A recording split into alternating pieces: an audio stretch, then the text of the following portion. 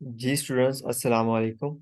Student, आज की class के अंदर हम AWS की जो हमारे पास चीज़ें होती हैं, जिस तरह वेल आर्किटेक्टेड फ्रेमवर्क होता है हमारे पास, वो चीज़ें डिस्कस करेंगे। लेकिन उसको डिस्कस करने से पहले हम ये चीज़ पढ़ लेते हैं, क्लाउड अडोप्शन फ्रेमवर्क, जिसको हम कैप ही बोलते हैं, AWS कैप। अब क्लाउड अडोप्शन फ्रेमवर्क या AWS कैप क्या होता है एक्चुअली? जब कोई कंपनी क्लाउड में मूव करती है तो ऐसा नहीं होता कि वो जल्दी में they wind up and just migrate to AWS और क्लाउड। ऐसा नहीं होता। एक्चुअली पूरी एक डिसीजन मेकिंग होती है, कि पूरी टीम्स बनी होती हैं, पूरी डिसीजन मेकिंग होती है, वहाँ पे डिफरेंट डिसीजंस लिए जाते हैं, पॉलिसीज को अडॉप्ट किया जाता है, फिर वो क्लाउड के ऊपर मूव होते हैं। ठीक है। तो जब कोई कंपनी क्लाउड के ऊपर मूव करती है तो कौन कौन से फैक्टर्स होते हैं that they have to consider? ठीक है, there are different factors that company will really consider while they moving to cloud. तो कौन कौन सी हमारे पास चीजें फैक्टर्स होते हैं? तो उसमें से ये बिजनेस फैक्टर होता है, प्लेटफॉर्म्स होते हैं, पीपल, सिक्योरिटी, बहुत सारे फैक्टर्स होते हैं जिनको वो कंसिडर करते हैं, या ये वो सारी चीजें होती हैं जिनके पर्सपेक्टिव से वो चीजों को एनालाइज करते हैं। ठीक है। तो इनको हम पहले पढ़ लेते हैं वन बाय वन, कि जब कंपनी क्लाउड के ऊपर मूव करती है तो आपने वो बिजनेस पर्सपेक्टिव से चीजों को एनालाइज करती है। ठीक है, अपने बिजनेस की स्ट्रेटजीज को देखती है, कि वहाँ पे हमारे पास we must ensure that IT aligned with business needs, अपने बिजनेस की नीड को देखेगी। ठीक है, हमारा बिजनेस किस तरह रन होगा क्लाउड के ऊपर, वो सारी चीजें वहाँ पे वो देखते हैं कि हमारे बिजनेस को क्या बेनिफिट होगा, हमारा बिजनेस एक्चुअली किस तरह रन होगा क्लाउड से। ठीक है, हमारे क्लाइंट्स को किस तरह सर्व किया जाएगा। तो ये सारी चीजें वो मॉनिटर करते हैं। फिर पीपल पर्सपेक्टिव से भी उसको देखते हैं, कि अगर हम कोई कंपनी क्लाउड के ऊपर मूव कर रही है तो ऑब्वियसली वो भी चीज देखेंगे कि उनकी ऑर्गेनाइजेशन के अंदर ये जो एम्प्लॉयज हैं एक्चुअली उनकी क्या एक्सपर्टीज है। ठीक है, उनको कितना क्लाउड यूज करना आता है। ठीक है, तो पीपल पर्सपेक्टिव चीजों को देखते हैं, कि अगर कंपनी के अंदर तमाम लोग ऑन प्रेम के ऊपर ही काम करना जानते हैं, क्लाउड को नहीं पता, तो कंपनी कैसे मूव करेगी क्लाउड के ऊपर? तो फिर वो क्या करते हैं, वो इन चीजों को एनालाइज करते हैं, फिर वो इस तरह न्यू हायरिंग भी करते हैं मार्केट से, और अगर कोई एग्जिस्टिंग उनके जो एम्प्लॉयज होते हैं उनको भी वो डिफरेंट ट्रेनिंग्स देते हैं। ठीक है, उनको वो ट्रेन करते हैं, डिफरेंट कोचिंग्स उनको देते हैं। तो इस तरह जो ना उनको फिर ट्रेन करके डिफरेंट सब्सिडी यूज करते हैं, फिर क्लाउड के ऊपर मूव होते हैं। ठीक है। फिर गवर्नेंस पर्सपेक्टिव से देखा जाता है चीजों को। गवर्नेंस पर्सपेक्टिव के अंदर चीजों को एनालाइज किया जाता है कि कंपनीज की डिफरेंट जो है ना वो कंप्लायंस एंड सिक्योरिटी पॉलिसीज होती हैं जिनको उन्होंने फुलफिल करना होता है। ठीक है, तो उनको भी वो वहाँ पे देखते हैं और फिर वो क्लाउड के ऊपर मूव होते हैं। फिर प्लेटफॉर्म पर्सपेक्टिव, जिस तरह ने पढ़ा था, there are three add cloud service model, platform, infrastructure and software. तो वो भी ये देखता है कि हमने कौन सी सर्विस को यूज करना है, और उस सर्विस को जब यूज करना है तो सर्विस किस कैटेगरी में आ रही है। ठीक है, तो फिर हमारी वहाँ पे रिस्पॉन्सिबिलिटी क्या होगी, AWS की रिस्पॉन्सिबिलिटी वहाँ पे क्या होगी। तो प्लेटफॉर्म पर्सपेक्टिव से चीजों को एनालाइज किया जाता है कंपनीज के अंदर। फिर सिक्योरिटी पर्सपेक्टिव से ऑब्वियसली जो सबसे बड़ा बेनिफिट होता है वो तो कॉस्ट का होता है, कॉस्ट कट हो रही है कंपनी की। लेकिन ऑब्वियसली अगर कंपनी की कॉस्ट कम हो रही है तो वो कभी भी अपने डाटा को रिस्क में नहीं डालेंगे। तो वो ये देखेंगे क्लाउड को अगर हम मूव हो रहे हैं पब्लिक क्लाउड के ऊपर अपने प्राइवेट क्लाउड को छोड़ के, तो एक्चुअली हमें सिक्योरिटी पर्सपेक्टिव से कितना बेनिफिट मिलेगा, कि हमारी चीजें वहां पे सिक्योर रहेंगी, कौन कौन सी सिक्योरिटी सर्विसेज है वहां पे। तो वो सारी चीजें वहां पे वो देखते हैं। ठीक है, तो वो वैसे हमने चीजें पढ़ी थी। सिक्योरिटी के अंदर बहुत सारी AWS की मॉनिटरिंग सर्विसेज होती हैं, डिटेक्शन सर्विसेज होती हैं, वो बहुत हमने डिटेल में डिस्कस किया था उसको। ऑपरेशन पर्सपेक्टिव की, अगर कंपनी क्लाउड को मूव हो गई है तो फिर उनकी जो डे टू डे एक्टिविटीज है वो किस तरह रन होगी।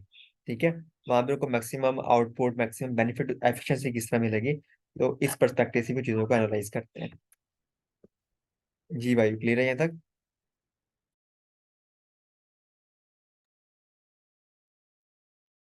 अब हम नेक्स्ट पढ़ेंगे क्लाउड क्लाउड अडोप्शन फ्रेमवर्क के बाद अब हम पढ़ते हैं AWS well architected framework.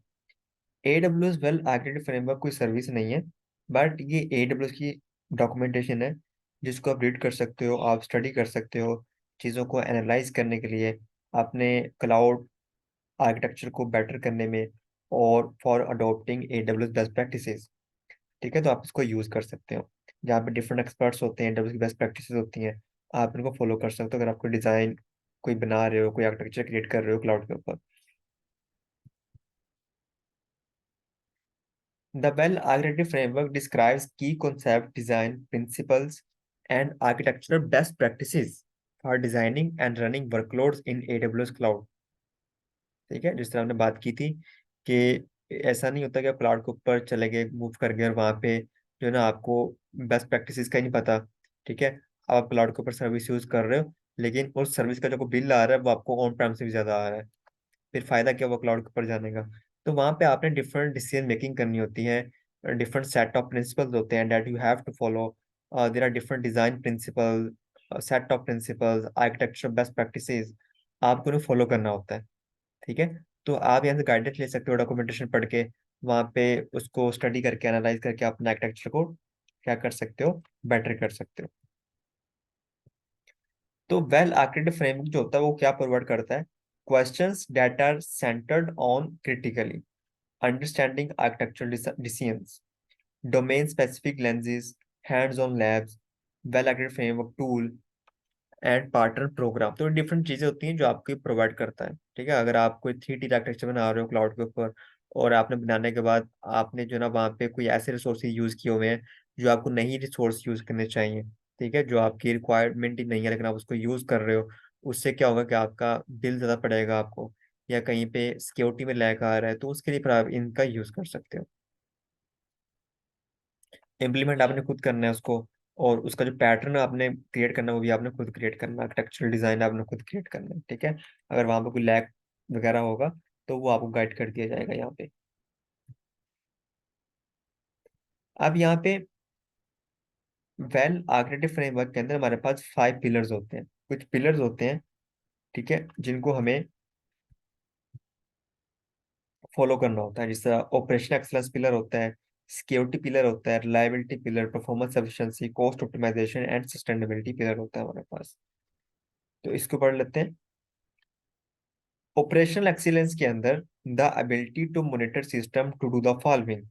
Operational excellence क्या होता है कि आपने जो सिस्टम डिजाइन किया है वो ऐसा हो दैट डिलीवर बिजनेस वैल्यूज, कि आपको बेनिफिट भी हो वहां पे, continually improve supporting process and procedures. ठीक है, तो इस तरह की चीजें आपके, अगर आपने कोई ऐसा प्रिंसिपल डिजाइन किया हुआ है, आपने कोई आर्किटेक्चर बनाया हुआ है, तो वो जो डिजाइन होगा वो वहां पे बेनिफिशियल हो आपके लिए। ठीक है, और इसको डिजाइन करने के लिए कौन से प्रिंसिपल्स आपने फॉलो करने होते हैं? Perform operation as a code, make frequent small reversible changes, refine operation. इसका मतलब ये है कि आपका डिजाइन ऐसा हो, आपका आर्किटेक्चर ऐसा हो कि वहां पे आप कोई भी ऑपरेशन करो एज अ कोड परफॉर्म करो वहां पे। ठीक है, क्योंकि वो बहुत सारी सर्विसेज होती हैं जो इंफ्रास्ट्रक्चर एज अ कोड के अंदर आती हैं, तो यही सजेस्ट किया जाता है बेस्ट प्रैक्टिसेस के अंदर आप उनको यूज करो। ठीक है, आपने जो ना एक काम मैन्युअली करना है वहां पे जरा एरर के चांसेस ज्यादा होते हैं, लेकिन एक काम आप कोडिंग के थ्रू कर रहे हो तो वहां पे थोड़े एरर के चांसेस कम होंगे हमारे पास। ठीक है, तो ये कहा गया हमें make frequent smart reversible changes. अगर आपने कोई ऐसा डिजाइन बनाया हुआ है तो वहां पे ऐसा ना हो कि वो हार्ड कोड कर दिया आपने उसको, वहां फिर आप कल कोई चेंजिंग ना कर सको, उसको एडिट ना कर सको, रिवर्सिबल चेंजेस ना कर सको वहां पे। ठीक है, तो वहां पे कल कल को कोई आपको स्केलिंग की जरूरत पड़े तो आप इजीली वहां पे स्केलिंग कर सको। आपने कोई सर्वर 3D आर्किटेक्चर बनाया हुआ है और वहां पे आपके सर्वर की कैपेसिटी फुल हो गई है, आपको पता ही नहीं है, वहां पे आपके सर्वर डाउन हो गए, तो ऐसा आर्किटेक्चर नहीं होना चाहिए। फिर वहां पे हमें ऑटो स्केलिंग यूज करनी है, लोड बैलेंसर यूज करना, तो इस तरह का आर्किटेक्चर आपका होना चाहिए। Refine operations procedures frequently, anticipate failure and learn from all operation events and failures. ठीक है, तो इस तरह का डिजाइन होना चाहिए जो फेलियर में जाने के बाद भी वो ऑपरेशनलाइज हो। ठीक है, आपको बिजनेस जरा वो जरा भी उसको डाउन टाइम देखने पर ना मिले। फिर सिक्योरिटी के लिए फिर हम क्या करते हैं? The ability to do the following, monitor and protect information system and assets. वहां पे हम मॉनिटरिंग सर्विस यूज कर रहे हो और प्रोटेक्ट कर रहे हो अपने इंफॉर्मेशन को, सिस्टम को एंड एसेट्स को। Deliver business value through risk assessment and mitigation strategies. तो इसको बनाने के लिए कौन कौन से प्रिंसिपल्स हैं that we have to follow? Implement a strong identify foundation, कि वहां पे चीजों को ऑथोराइज एंड ऑथेंटिकेट करने के लिए हम एक स्ट्रिक्ट पॉलिसी का यूज कर रहे हो।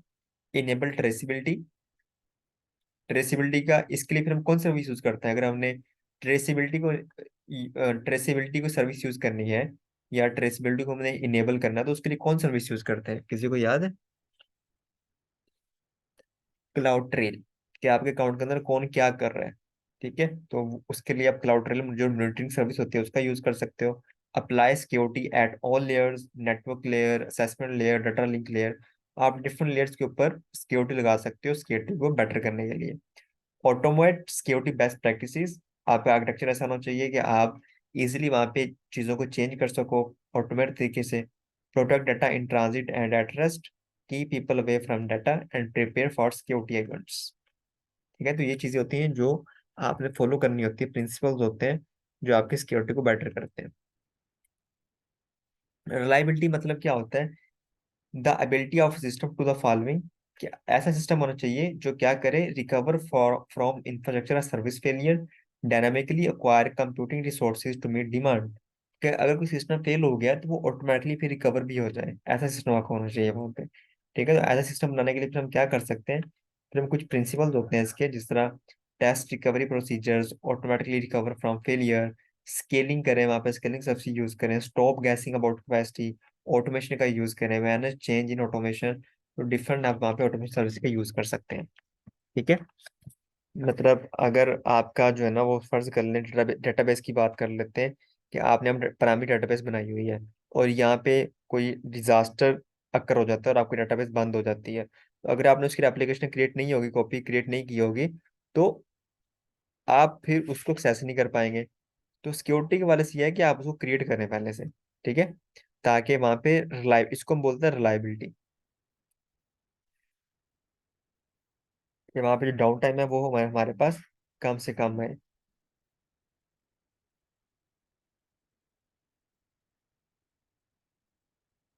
Performance efficiency. Use computing resources efficiency to meet system requirements.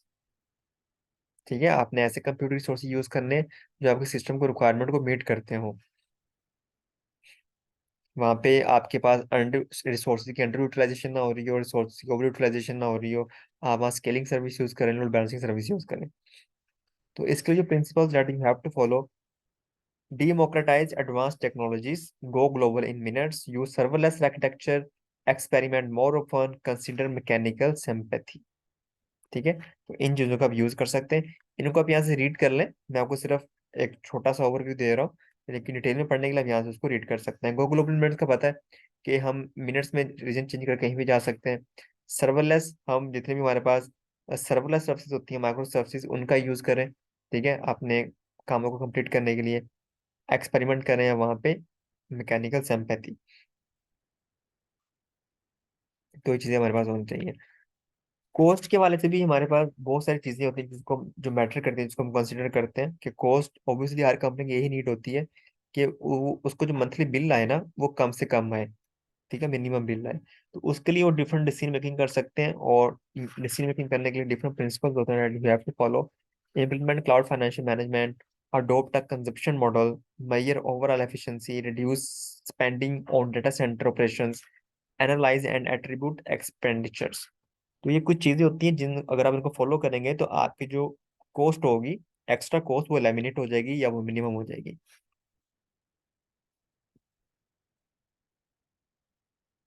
Sustainability. Sustainability मतलब ये है कि आपका जो भी आर्किटेक्चर है या आपका जो भी डिजाइन है वो इन्वायरमेंट फ्रेंडली होना चाहिए, तो उसको हम बोलते हैं सस्टेनेबिलिटी। ठीक है, तो ये तो हर चीज में डाल रहे हैं एडब्ल्यूएस वाले कि इन्वायरमेंट फ्रेंडली होनी चाहिए वो चीजें। खैर, ये वो चीज होती है हमारे पास। तो कितने पिलर्स हमने पढ़ लिए? एडब्ल्यूएस के अंदर हमारे पास 6 पिलर्स होते हैं वेल आर्किटेक्टेड फ्रेमवर्क के अंदर, जिसको आप यूज कर सकते हो for adopting best practices by AWS. जी भाइयों, यहाँ तक बता दें, क्लियर है यहाँ तक सबको? Reliability and high availability. Reliability का मतलब क्या होता है? रिलायबिलिटी का मतलब ये होता है कि आपको वहाँ पे डाउन टाइम ना आए। ठीक है, कि अगर आपकी सर्विस या कोई सिस्टम अगर डाउन हो गया है तो वो ऑटोमेटिकली रिकवर भी हो जाए फ्रॉम फेलियर। और जो हमारे पास होता है हाई अवेलेबिलिटी, इसका मतलब ये है कि आपका जो भी सर्विस चल रही हो 24/7 आपके लिए अवेलेबल रहे। ठीक है, it is probability that an entire system functions for a specified period of time, includes hardware, firmware, and software measures how long the time performs its intended function। तो ये हमारे पास होता है रिलायबिलिटी।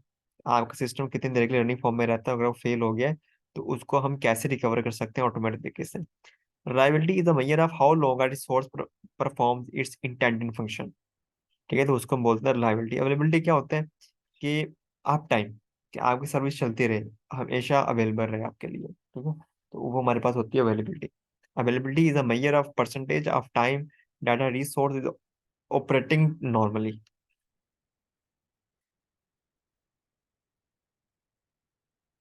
जिस तरह हमने बहुत सारी सर्विस पढ़ी थी, हमने पढ़ा था कि हर सर्विस के अगेंस्ट एडब्ल्यू सब कुछ ड्यूरेबिलिटी, हाई अवेलेबिलिटी प्रोवाइड करवाता है।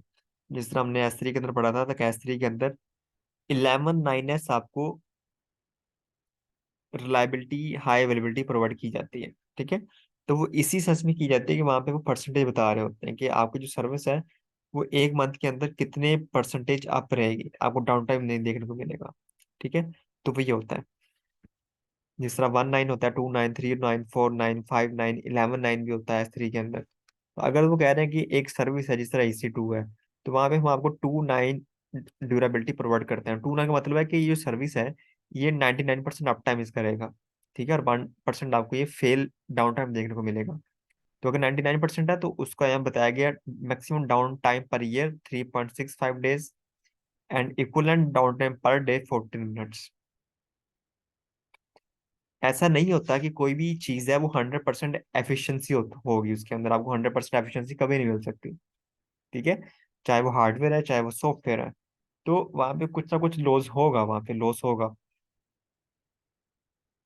तो यहाँ पे भी आपको ये बताया जा रहा है कि आपकी सर्विस जो है वो अप टाइम रहती है परसेंटेज के हिसाब से, लेकिन आपको थोड़ा बहुत डाउन टाइम समटाइम देखने को मिलता है आपको। इसको बेशक पिक्चर लेने याद कर लें, ये इंपॉर्टेंट चीज है, ये डायग्राम है। HA किसे कहते हैं? HA बोलते हैं high availability. Is a mean to help ensure the following system are generally functioning and accessible, down time is minimized, minimal human intervention is required.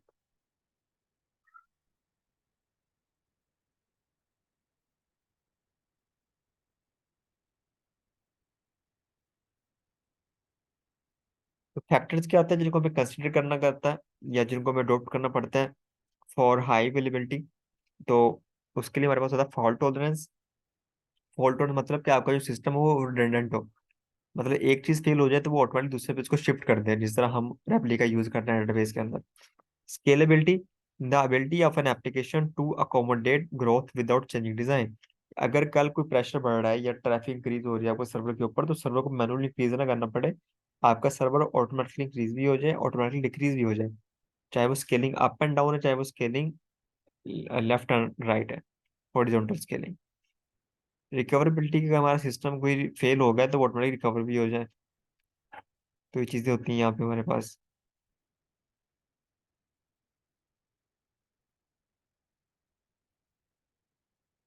तो यहाँ पे बताया गया है, ये हमने पहले भी चीजें पढ़ी थी कि ऑन प्रेमिस के ऊपर क्या होता है। ट्रेडिशनल जो IT इंफ्रास्ट्रक्चर होता है वो कॉस्टली होता है, एक्सपेंसिव होता है and suitable for only mission critical application. लेकिन यहाँ पे हमें फ्लेक्सिबिलिटी मिलती है, हाई अवेलेबिलिटी, ड्यूरेबिलिटी में मिलती है क्लाउड के ऊपर। और यहाँ पे हमें फॉल्ट टॉलरेंस भी मिलती है, रिडंडेंसी मिलती है यहाँ पे हमें। इसलिए बहुत सारे बेनिफिट हैं क्लाउड के, जिसकी वजह से हम क्लाउड के ऊपर मूव होते हैं। जी भाई, क्लियर है यहाँ तक?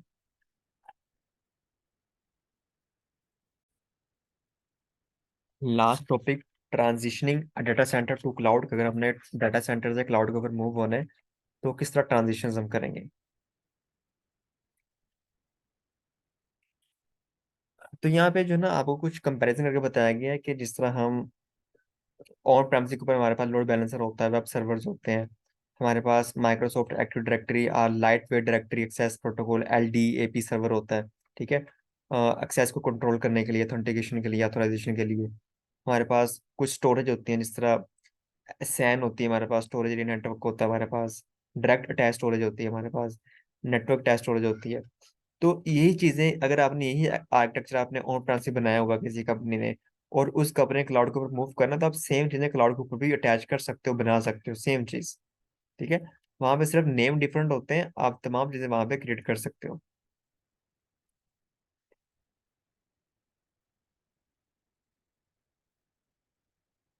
ये देखिए मैं कह रहा है कि जिस तरह सर्वर्स होते हैं ऑन प्रेम के ऊपर, तो उसको हम क्लाउड के ऊपर सिर्फ बोलते हैं EC2।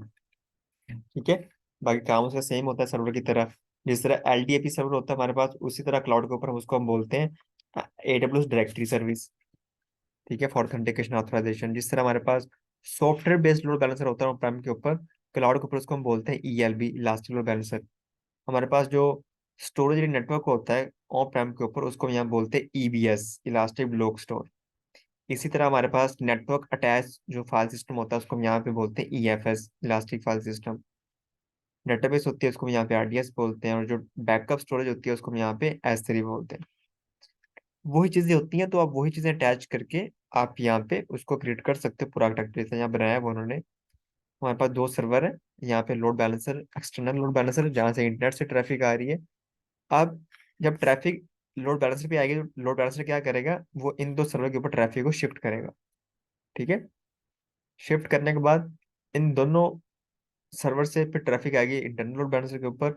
इंटरनल लोड बैलेंसर उनको बैकएंड के ऊपर जो हमारे पास सर्वर चल रहे होंगे वहां पे उसको शिफ्ट करेगा। ठीक है। और वहां पे वो सर्वर के साथ EBS स्टोरेज भी अटैच है, और वहां पे वो EFS भी अटैच है। ठीक है। और फिर जो सर्वर है वो अपने डाटा को स्टोर कर रहे हैं डेटाबेस के अंदर। और डेटाबेस यहाँ पे हमने मल्टी एजी लिया हुआ है, और डेटाबेस मल्टी एजी है, वहां पे फिर हम उनकी बैकअप्स कॉपी जनरेट करके S3 के अंदर भी स्टोर कर रहे हैं। ठीक है। तो आप मुझे सिर्फ ये बता दें कि EBS EFS के अंदर क्या डिफरेंस होता है। दोनों स्टोरेज होती हैं, EBS EFS।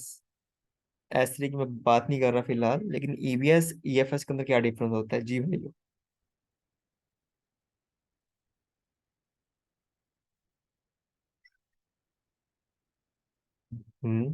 EBS जो हमारे पास होता है वो होता है इलास्टिक ब्लॉक स्टोर।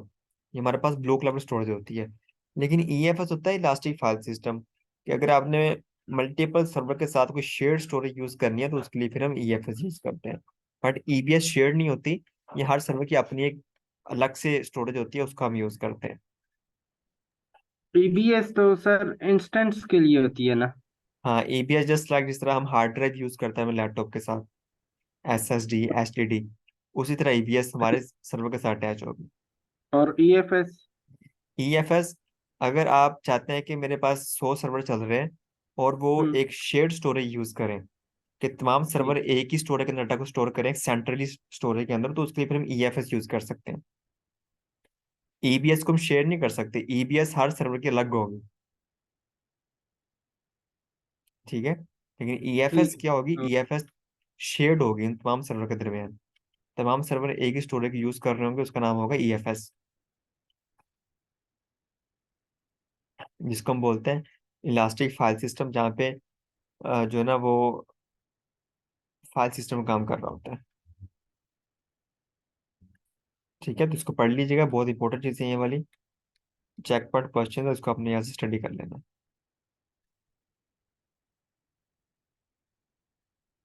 जी भाई, यहाँ तक क्लियर है।